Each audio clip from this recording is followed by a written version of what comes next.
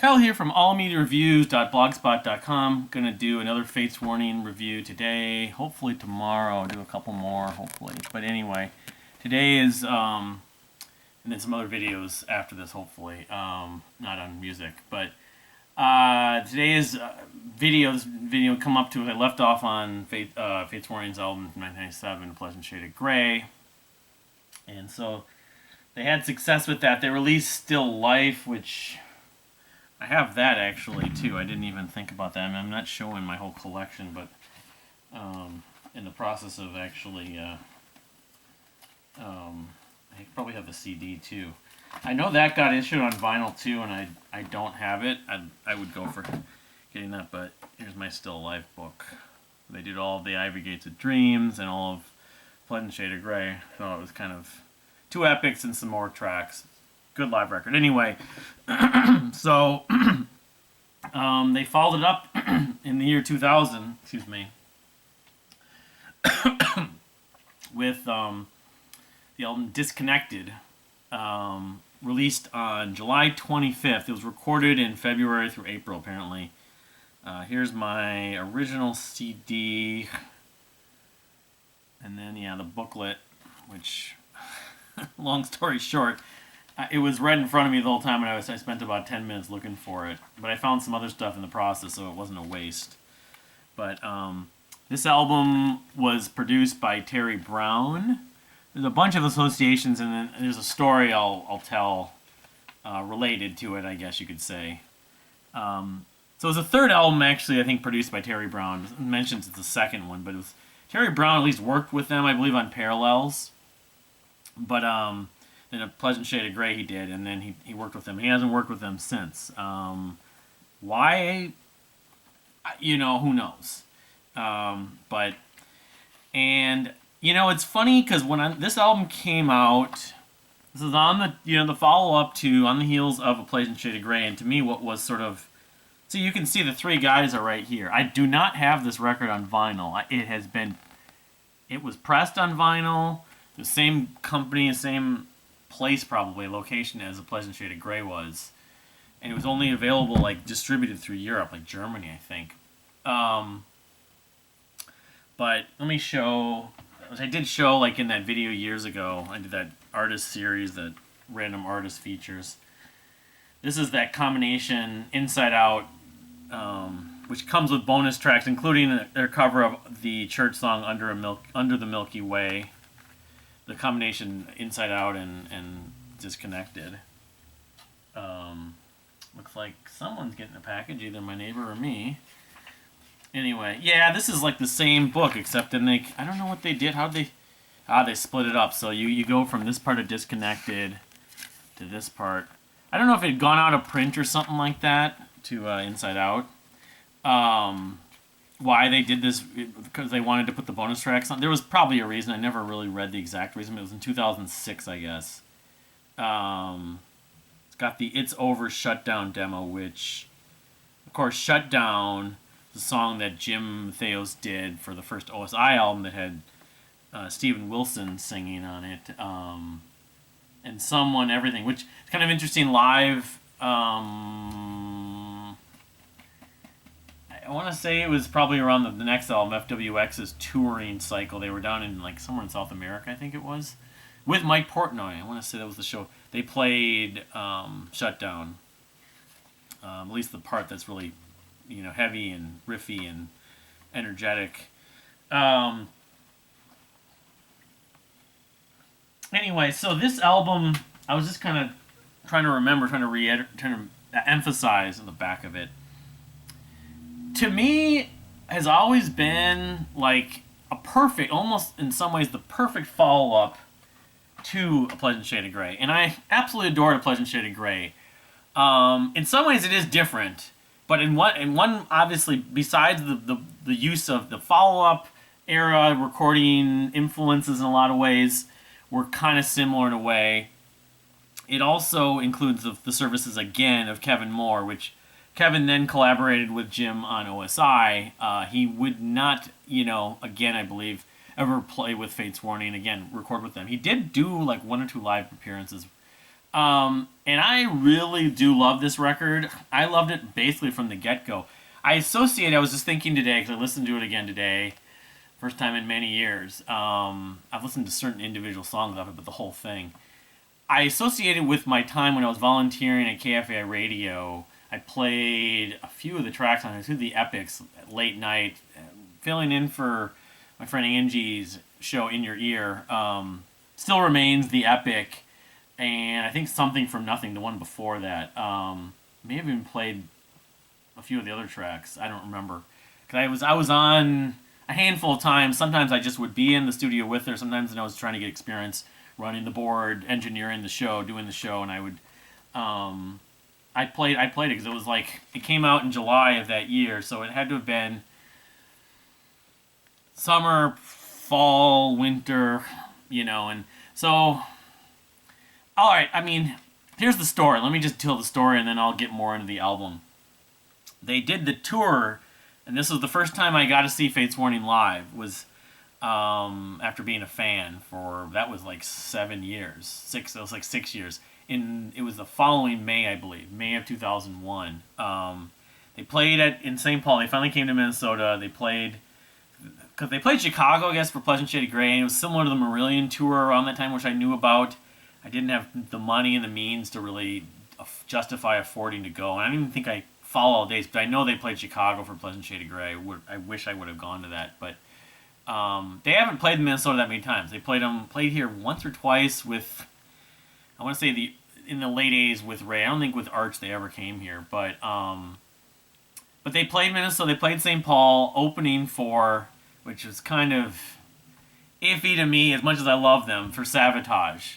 On Savage's basically last tour, because their last album came out around that same time, Poets and Madmen. I don't know. I need to do a Savatage video. I don't know if I'll ever do like a series of videos. I really do enjoy. I'm getting some Savatage vinyls I mentioned a few weeks ago. Handful of Rain and Edge of Thorns are coming out sometime, I think next month in September. So, but anyway, I went to the show in May of 2001. And it was in St. Paul. And it was known as the Lab. It became known as Station 4 for a long time after that. It's also a 4th Street station. Anyway, it was basically, not entirely, but I associate it as like a metal bar. But it was a live music venue and had poles and stuff like that, and some other things I won't go into. But saw a lot of memorable shows there. They don't really do metal. They don't do national tour acts there, and it's called something else. I forget the name of it. Different ownership. But what happened was a friend of mine who I'd gone to Nearfest with, his name was Creighton, we were hanging out a lot at that time, any concerts. He was on the radio show at KFAI with me. So we went down there, and he was just a kind of a very loose Fates Warning fan. He knew some of their music, but he wanted to go to the show. But Creighton was not 21, and this was a 21 plus show. But it's kind of silly because he wasn't really going to drink anyway. He just wanted to see the show, really. And he's a guitarist, too. And he'd done, like, stagehand and guitar tech work. So we went down there. I met another guy named Ernie from Iowa, an out-of-towner who, this was the closest show, and he wanted to see them. So we went down to the show, and for whatever reason, there was a line. I had my ticket. There was a line not letting people in, so I went to go use the restroom at a restaurant across the street. I think it was Lian Chin, the Chinese sort of fast food Chinese place. So I went into the restroom, and who's right there? This short guy with curly hair. And I'm like, wait a minute, is that Jim Matheos? And yeah, it is. It was. He's like, yeah, you're Jim Matheos, right? It's like, yeah. I was like, oh man, it's just, I'm so excited. I've been wanting to see you guys for the longest time. I did my whole fanboy, BS and everything like that. I mean, not BS, but, gushing. Try to cap it down like when I met Prince. I just give him one comment and then just leave him alone. But he actually was really down to earth and cool, but I'd only talked to him for a few minutes. But the one thing I did mention is, and this was completely random, we were thinking Creighton was going to like sneak in, or they would just let him in, because I don't even think he had a fake ID or anything like that. He was going to turn 21 though, literally like within, because that was like May. Yeah, and his birthday, so he had like less than a month left before he was going to turn 21. It was really unfortunate, but And he knew Savatage too. Actually, that was the other thing. And that was that crowd. The crowd there, just as a side part of the whole story, was probably 70% Savatage fans. I mean, there were a lot of Fates fans too. A lot of people loved both, but I don't know if this was entirely or just partially related to the whole Trans-Siberian Orchestra, Sarajevo, whatever night. Sarajevo, whatever, the Carol of the Bells rendition that was on the radio, getting a lot of radio play, especially in the late 90s and around that time. But, so I asked Jim, I mentioned the situation, my friend wanted to see you, he's not old enough, but, he just wants to see the show. Would there be any way you could, like, get him on the guest list or something, or like, he's also a guitar tech. I mentioned that, it's like, could he maybe just you could tell some people there, like, he's going to help out with the guitar work, for the show, and he's like, I'll see what I can do. He said, I'll see what I can do, and he had him go backstage. There's a rear entrance in the alleyway. Creighton got in. So, really, I mean, not a hugely revelatory, weird, bizarre story, but it was sort of, and they were there, but, as a sort of a brush with someone you look up to or you admire. And then also a really nice, kind favor he did for my friend. It's like, I'll never forget that. Never. And unfortunately, the two other times I saw Fates Warning, one was at Prague Power USA in 2009, and one was at, just a few years ago, I did a review of, with Queensryche at Medina. I wanted to say hello to him or any of the members. I would go on to see Ray Alder. I don't know. Ray Alder's always been more available. I saw him at the first Prague Power USA in Chicago, but he was just there as a fan. Anyway, yeah, I have the story about that. I remember he had grape cigarettes. They were cigarettes that tasted like grape, but they actually were cigarettes. It was weird. And I'm talking about e-cigarettes because this is 2001. So, but yeah. Anyway, as far as this album goes, yeah, like I said, I love this record. There's so much the craftsmanship. I mean, Still Remains is. I was just thinking they almost wrote that song like that, and they only played 50 minutes of that show, unfortunately, for my first show. And I've never, the Prague Power was like the one show that sort of felt to me I got to see a proper full length show for them. But Still Remains to me almost feels like it was like the song that like they spent their whole career leading up to writing, or Jim specifically. Of course, Kevin Moore really stands out and is exceptional on that track as well. The way the keyboards, the riff, it reminds me a little bit. It just hit me also today a little bit of a couple of Marillion songs. I mean, I've always kind of thought Interior Lulu, which came out on Marillion.com, which came out literally the year before, like less than a year before that. It's sort of similar in structure in a way. It starts out slow, kind of builds and gets into this kind of busy, happy, fast section. But also the Marillion song Invisible Man has like the way that riff is kind of repeating dun dun dun dun dun dun, and that whole dun dun dun dun dun dun dun dun dun, that the interval pattern. It's not the same at all, but it's a similar kind of writing style. But they're both distinctly really well written. Really the whole like slow build to the really cool section, fast, busy, progressive, proggy technical section, which really kind of, I don't know, I get goosebumps.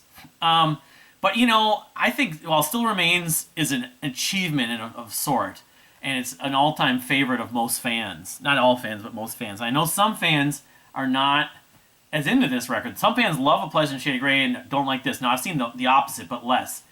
I think Something for Nothing, from Nothing, I always get Something for Nothing, the Rush song. I always will associate that song with this, is almost as good. It's like, that's like the appetizer, and Still Remains is like the main course.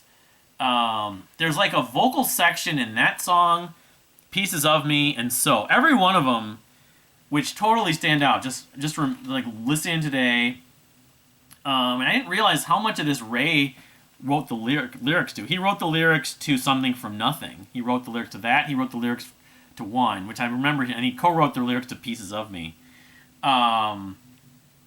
It's just the way that with Terry Brown's, guidance, it totally hit me over the head. Like, great, Ray is a great singer, and then you listen to him like with Redemption and some other stuff he did. He did Engine, which I'd like to go back and revisit Engine, but Terry Brown, and he wasn't that he worked with Rush and a bunch of other bands. Terry Brown totally deserves a lot of credit for how good Ray Alder's vocal lines on this album, on A Pleasant Shade of Grey, are. Um, like that's so tired that the part where he's just kind of wailing like tired, of heart and all that I grieve, tired of sight, and all that I see, tired of you and tired, and I mean some of it's sort of doomy riffs, but it doesn't overstay its welcome, and I'm not much for doom metal. And it has like these like that song so Pieces of Me and Something for Nothing all have like these sort of Middle Eastern sections. You say Tool, I guess. And I'm not a Tool fan. I can sort of understand why Tool is an influence. Lateralus, maybe their most progressive album, came out I think in 2000. Maybe it came out in 2001. It was around the same time as this. Yeah, but it just, to me, it's like taking something you're not crazy about and sticking it with a band that you love, with a singer you love, a guitarist you love, and it tends to work really well. I mean, the Middle Eastern section, it's like hitting yourself over the head, getting all this emotion, all this sort of frustration of years. I don't know, some of these songs sound like it's sort of therapy to sort of like either loss of someone, memories from the past, regret, a little bit like Pleasant Shade of Grey, but this is almost a Pleasant Shade of Grey to it. I mean, a little more louder, in your face. It's like Fate's Warning to a Pleasant Shade of... It's not a Pleasant Shade of Grey Part 2, but it has some elements of Pleasant Shade of Grey that I like, but some elements that Pleasant Shade of Grey does not have that some people might feel like, because Fate's Warning, you listen to No Exit, you listen to Perfect Symmetry, there's some just excessively heavy, punchy riffs. Pleasant Shade of Grey only had parts of that. The riffs, it's kind of a statement like, yes, we are a metal band. Don't call us don't say we're not a metal band. And it's like, it's almost like Jim Matheos being pissed off saying, it's almost like Dream Theater's Awake. Like, yes, we are fucking heavy, and you're gonna not, forget that. And we're just getting all this emotion out. Like, listen to me. This is, crying out and, screaming yet, there's a line here, screaming yet not yet unheard or whatever, not screaming yet not heard. There's just a lot of sort of frustration seems to be getting out, even though you could say with Pleasant Shade of Grey, that was the album that was a reaction of frustration, which it comes across that way. This album is a follow-up of somewhat of a comeback or reinvention or, the success of a Pleasant Shade of Grey, but it was sort of similar in sort of tone or in sort of direction and an idea for the, it's not uplifting music, but oh man, some of the moments on this are so good. I probably listened to this album more than A Pleasant Shade of Grey. I listened to this a ton back then, and it became, to me, what the sound of Fate's Warning and Jim Matheos was for a period of time. Now, his subsequent records, we'll talk about in the coming days and weeks, continued. Like I said, it was like this winning streak with Jim Matheos. And I'm not going to mention OSI, but I'd include especially the first OSI album in there. But yeah, I love Disconnected. I want to get it on vinyl. What do you think of it? Is it too industrial sounding? Too much Tool influence? Too much synthesizers? Too synthy? Did Kevin Moore... And I know he wasn't the only one on keyboards. There were some other people on this. Phil Magnotti. And then, yeah, I think Jim played... No. Terry Brown did some, actually. He did some guitars. And then there's some voices, too. Of course, the little spacey, almost Pink Floyd-y, metal stuff, like echoes, that bookend the album. I've always liked, but I've kind of felt like, at points, for this to be a perfect record, I think I'd chop up a little bit of it. I mean, the song's so, I'll admit, I can see criticism as it's sort of like beating a dead horse to an extent. I don't mind it that much, but it's like Pure Reason Revolution's song, Bright Ambassadors of Morning. Bright Ambassadors of Morning, speaking of Pink Floyd and metal. I would chop off a couple minutes, maybe, and it would just be perfect. And I don't know, this little samples with the old guy, which it's interesting. I'll show this, but I mentioned that old man with Perfect Symmetry and Parallels. Well, this is the Sanctuary album I was talking, Into the Mirror Black. I found it. You have your old guy. It's like a pattern with the style of metal. Progressive stuff, And I think this was on Metal Blade, I'm pretty sure. No, CBS, actually. Interesting.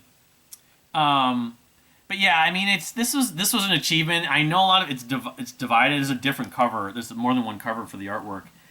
I mean, I know that it's sort of a polarizing record, but I think it's less polarizing than some of the other records. And I love this record.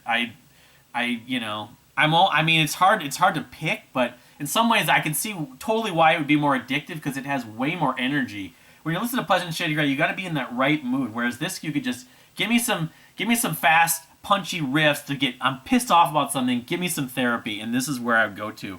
You know, and Still Remains is still like this epic achievement, which if I was rating their songs, I'd have a hard time putting anything above it still. So, anyway, what's your take on Disconnected from Fates Warning? Is it your favorite? Is it overrated or is it underrated or is it just kind of something you only like the one song Still Remains for? You know, even though you may be a Kevin Moore fan, you may like Pleasant Shady Gray and OSI. I don't know. I've seen a ton of different opinions about this, whereas a Pleasant Shady Gray, the opinion's pretty consistent. It's weird, which I've never understood. Because to me, this album has always been seems like it'd be more accessible because at least it has a few shorter songs, and it doesn't it's not pure mood. But yeah, it's a terrific record from the year 2000. One of my favorite records. Same year, Pain and Salvation's Perfect Element came out, Part 1. Transatlantic's SMNTE, and of course Kevin Gilbert's The Shame and the True, which I didn't know at the time, of course. But thank you for watching. Please subscribe if you haven't subscribed, and we'll see you next time.